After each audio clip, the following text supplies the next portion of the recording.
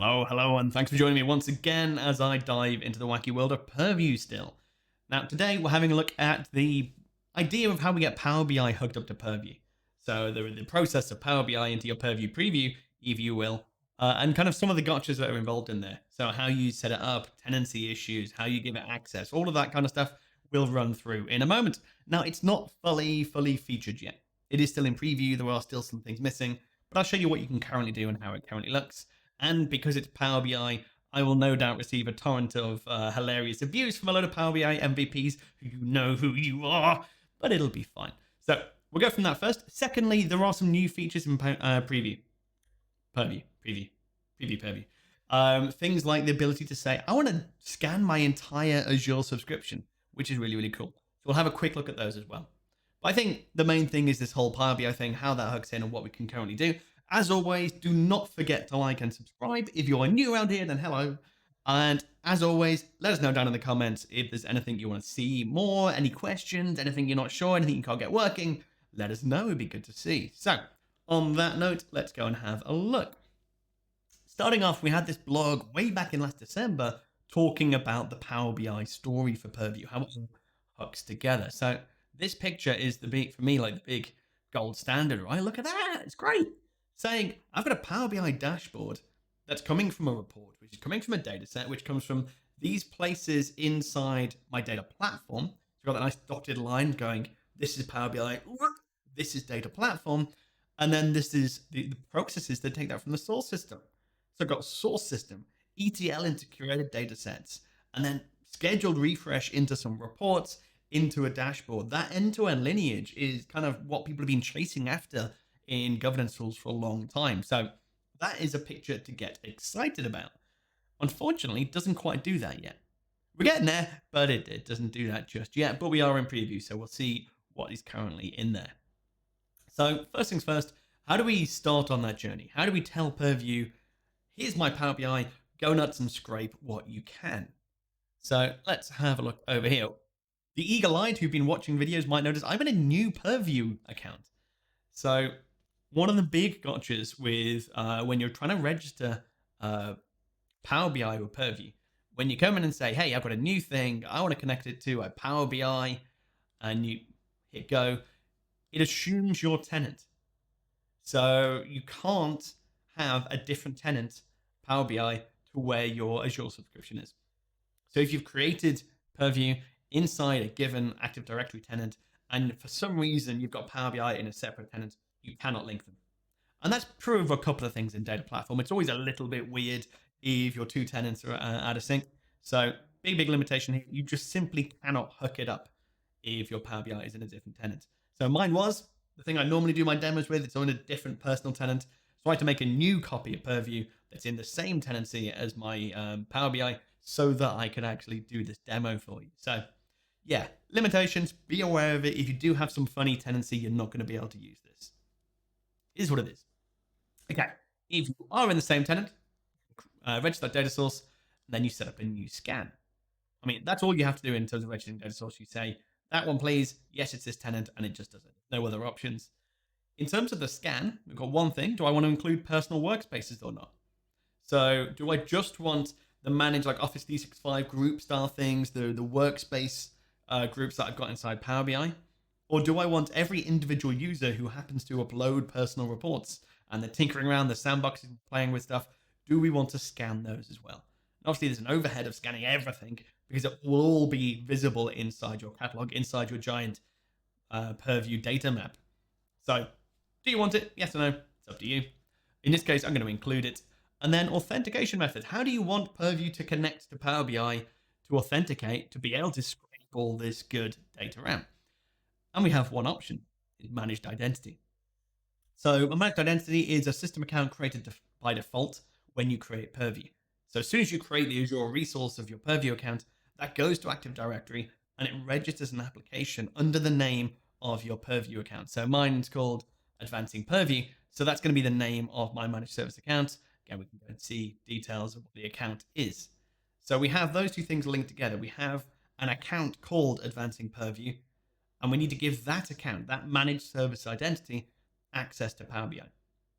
Now, we can't do it as a user. We can't give it like sort of access that way. So we have to set up a couple of things to allow this managed identity to have access to Power BI. So let's step out of here. Need to go over to the Azure portal, and then I'm going to go into Azure Active Directory. This does mean I need to be an Active Directory administrator to go in and play around with these settings. I'm going to create a new group, essentially an Active Directory group, an AD group. So I'm going to go groups, going to hit new group, and then I've got a type. So I'm going to choose a type of security group, essentially a classic AD group. I could choose to be a Microsoft 365 group and a mailbox and areas of SharePoint and all that kind of stuff. But instead, we're just going to say, please just create me a security group and go from there. What do I want this called? I'm going to call this my Purview permissions. It's fine. It's not available because I've already created that one. Good. And then I'm going to say which members need to go into that group. So here I'm going to say, well, this needs to be my advancing Purview. And then you can see my account. So that's the name of my Purview resource. Automatically creates a system account with the same name. So I can give that system account access to my AD group, and then I can then go and authenticate as my AD group. So you need to have set that up in advance, and you need to be an AD admin or have elevated privileges to be able to do that. Okay, so we've got a managed service identity. Managed service identity is now in a group. I've already created some groups, so we're just going to use Purview scans, one I've already set up, and Purview permissions times. And we can go ahead and use that. Okay, so that's good. So managed identity now inside a group. How do we give that group access to Power BI? So over in our Power BI workspace, I need to go into settings, and then I've got the admin portal for this tenant. And then I've got tenant settings. Again, you have to be a Power BI admin to do this. So Azure AD admin on one side, Power BI admin on the other side. Again, could be different people working together. And then all the way down in terms of our settings, we have this one. So we've got that admin API settings of allow service principals to use read-only Power BI admin APIs. So I've enabled it. Yours, because it's in preview, is most likely disabled by default. So you need to enable it. Then it says which security groups need access here. And you can see I've added my Purview scans. I could add my Purview permissions. I think it should come up. There you go. So that groups, as you create them, will be available there. And that is saying anyone inside this Active Directory group has access to use the read-only APIs. So they control the data, they can scan the data, they can pull out that list of entities. So only once I've done that and I've said, yes, go and make that change, will my Purview account under the managed identity be able to actually go and authenticate. If I go up here, hit that test connection button, I'm going to try and connect as my Purview account to my tenant and go, yeah, I can now connect. So unless you've done those things, if you hit that test connection button, it's not going to work. So a few hoops to jump through, and then you'll be at this point when you'll be able to set up a scan. Say yes, please, create a scan, just run it once, just run it however many times you want, and then I'll go ahead and do it. So unlike some of the other scan types where we'll get a list of classifications, a list of rules, a list of how we want to apply that stuff, we don't get it with Power BI. It's just oh, you're doing a Power BI scan. Cool, I'll go ahead and do that. And that's because of some limitations in there currently. If I go and have a look at the details, you can see I've scanned it a few times. Got my past results here. You can see a few different scans, adding some more entities, doing some stuff. And it goes ahead and just everything it finds in there. Now, that's not a huge number of assets for a whole bunch of reports, lots of different tables, lots of different data sets, lots of stuff in there, lots of different columns within those tables. And it hasn't scanned it to that level. So if we go back, if we go up to home, search for one of the reports, we've got Synapse test, I think I've done as one of them. So you can see these various ones with Power BI things. So it has registered Power BI entities, brought them in. Now, fair warning, it took 4 or 5 minutes to go and do that scan after I first set it up. So let's just dive into one of these. You can see this is a Power BI data set. And I can go and look at Lineage. I can see, oh, that's great. Okay, it's got Lineage. It knows that this data set goes into that report, goes into that dashboard. But that's not the shiny end to thing I was expecting it to have. So even if we look in Power BI and we say, I want to look at that report, again, this is where I get all the mockery coming from Power BI MVPs. Super quick report just to demonstrate, right? And this is using a whole bunch of different, it's using one data set with lots of different data source connections. And we can see that by looking at this Lineage view, doing exactly the same thing Purview is trying to do. This is baked into Power BI. So I can get this idea. I've got that one dashboard it's showing me, saying, yeah, that comes from a single report, which comes from a single data set, which actually is talking to 3 different things in my data platform. It's talking to a Synapse warehouse, it's talking to a straight Azure SQL DB, and it's talking to a Databricks SQL Analytics endpoint.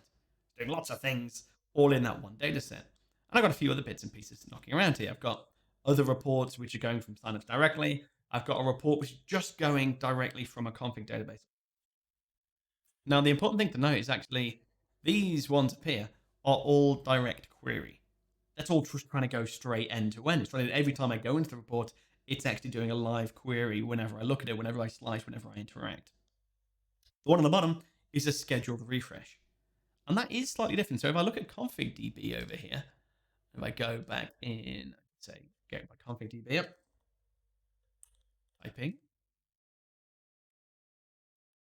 Okay, so config DB, I can see I've got the register of it as a something living over on my data platform, and I've got the registry of it as a database in my Power BI data set. And if I look at this lineage, it's slightly better. So I can see I've got the data set in my config DB. I can see it's going into a report, and I can see it's pulling from a database. I can see a little bit more info than I could previously. So I can see it's talking to things over in that side. But that is all the information I've got on that. It's not registered as a proper asset. I can't drill into it. I can't see the tables underneath it. And that's annoying because actually we do have more info under that. If I've got this actually registered, I've got this registered as a proper asset inside Purview. I've got the tables underneath it. I know what tables are used inside my Power BI data set. In fact, Power BI knows what tables are used. So inside Power BI in my lineage, I can have a look in there, and it knows it's using 4 different tables. Actually, it's using a view and 3 different tables. And we've got that on one side, but then Purview hasn't realized that. Hasn't realized that that's being used. If I dig into, let's see, we go into our process, go into that process queue. If I look at lineage, no lineage. Even though that's being sucked up into a Power BI report, so it's being used as part of a data set that's exposed in a report that's exposed elsewhere, I don't have the lineage of that yet. So there's some limitations in terms of how deep the understanding of the Power BI entities are currently. That first example of going into that Synapse test one, I can't see what entities are in there. I can't see even just how many different entities I've got inside that data set. I can't see that these data sets are used inside that report, and these are the actual things I've dragged and used in there.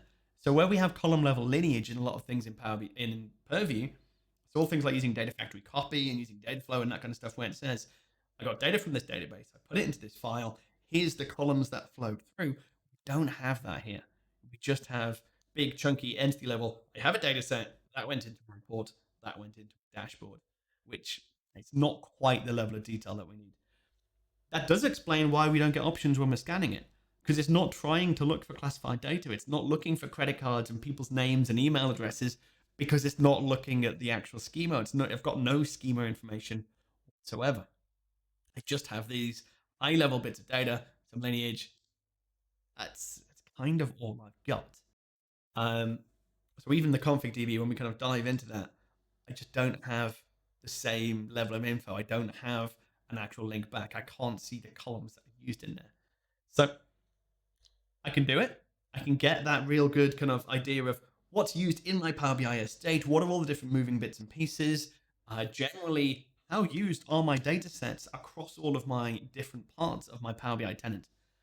We don't have this pretty picture of Power BI, data platform, and actually how the two join together yet. I'm assuming that's coming. We've seen pictures of that. It's all over their marketing and websites and things of, hey, look at this great joined up picture. And unless I am missing something, and unless there's one or two things we've had with Purview, there've been like a 24-hour refresh type thing where you'll scan something, it'll have some data, and then you'll check it the next day and it'll have richer data. It'll have recognized record sets. It'll have done some deeper analysis. Maybe that's going to happen, and I'll check it tomorrow and have to make another video going, oh, it got better. It got a lot better. As it looks currently, it looks like it's going to be fairly basic. And I'm assuming the lack of some of those options in the scans means it's not going to improve for now. Hopefully it improves before they go live with it. Hopefully it improves over the next kind of few months. But currently it's a fairly basic scanning of what you've currently got there in your Power BI tenant. Cool. Okay. So not amazing, not bad. It's a start, but hoping to see a lot more as it advances, as it improves. Is what it is.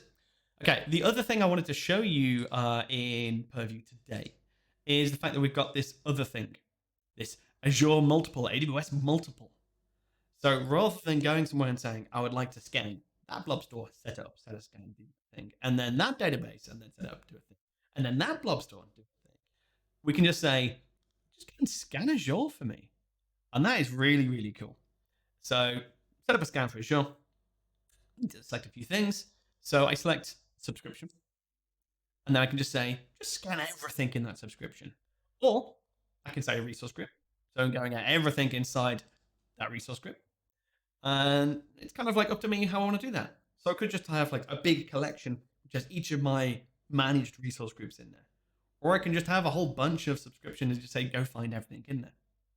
Now, what it'll do an initial look at that and say, I'm trying to figure out what's going to be involved in that scan. So I'm going to hit new scan, going to look at it. It did a quick look to say what's involved in that resource group that I've set up.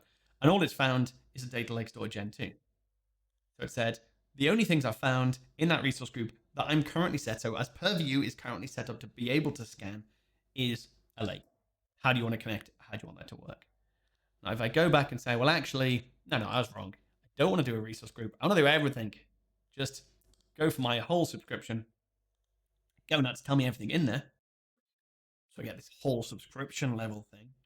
I'm going to do a scan, and it does the same thing. It does a quick scan of the objects in there. Great. It's found blob storage, data lake store. It found SQL databases.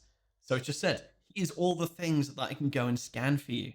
And they need to choose how it wants to connect. So do you want everything using the managed service? Or do you want to go, actually, well, for this one, it's managed service. For this one, I'll set up a different credential. For the databases, I've got another credential. You can go and set that up so you can have some level of granularity and do it how you want. Do you find it a bit weird that so if we said it's those three databases, you have to have the same connection type for all resources of the same type. So you can't say, well, that connection to you, and that connection to you, and that connection to you. If you want to do that, you have to register them as separate objects inside Purview. Either way, we can do that. Let's just say use the same for everything, go and do everything. It's all fine. I've not set that up still. And then you can see how you do it. Because these are things that have that lower level schema information in it, that it can do classification, that it can sample the data to work out if that's PII sensitive data, then it asks us what rules we want to do. How do you want to scan the storage? What rule do you want to? How do you want to do the storage, the data lake storage? How do you want to do the databases? And that's picking the rule set that'll be used to go and perform those scans. How often do you want to do it? Are we scanning the whole subscription every day, every week, or whatever it may be? And then on from there, so we just say once, continue, and just say, I want to do all these things. Now, obviously, that's fairly high grain because there's lots of different things in there, and it's trying to treat all things of the same type in the same way. So it's trying to connect to all databases using the same credentials, all blob storage using the same credentials, all lakes is the same. But obviously, that's the price you pay for having one generic high-level thing saying, please go and look at my stuff. Now, what I've not tried with that is if I go and change what's in there, because when we're setting that up and we're setting up that scan and we're picking just certain things, if I just picked those ones, I'd assume if I add a new database, that wouldn't get picked up. If I'm picking all and I add a new database, will that be picked up? Will it automatically just then pick up new items and automatically scan things? And if someone goes in and adds a new blob storage, next time my scan runs, I'll see that blob storage and it'll have mapped the containers and it'll map everything in there. I don't know. I've not had to play with it yet. But it's a good, interesting direction because the whole point of data governance is it should be quite good to do passively. It should be just monitoring and reporting on what people have done. So I don't want to have to sit here and know that someone's created a blob storage so that I can go and add it to my Purview account to watch it. The whole point is I should get an alert and going, oh, someone's added some storage and put some PII data in there. Go do something about it. And if I don't get told that someone's done that, then I might not set my scan up. So that as an idea, if it works that way, if that all hooks together, is awesome and just helps that good governance story. Now, obviously, I've got more things in Azure than a blob store, a lake, and a database.